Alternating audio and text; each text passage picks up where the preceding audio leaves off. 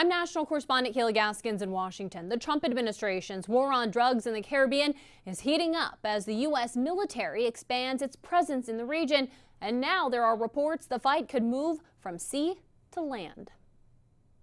In the past 2 months, U.S. forces have launched at least 10 strikes on suspected drug-running boats in the Caribbean, killing dozens of suspected traffickers linked to Venezuelan and Colombian cartels, groups the Trump administration calls narcoterrorists. On Air Force One over the weekend, President Trump indicated land targets against Venezuela could be next in this war on drugs. I can tell you one thing, we stopped all drugs virtually from coming in by sea. And we'll stop all drugs from coming in by land very shortly. You'll see that starting.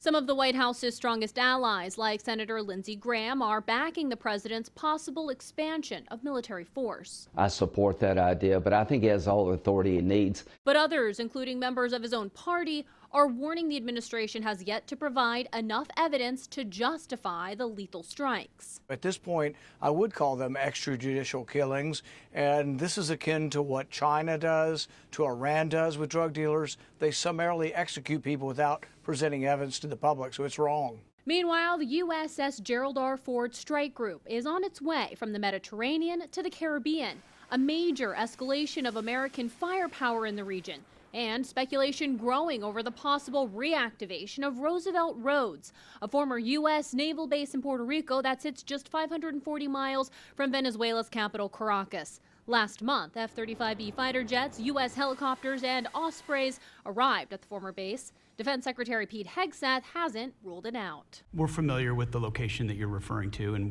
we'll make sure that we're properly displaced in order to deal with the contingency we're dealing with there. Senator Lindsey Graham says President Trump plans to brief Congress when he returns from Asia on potential military operations against Venezuela and Colombia, possibly expanding the fight from sea to land.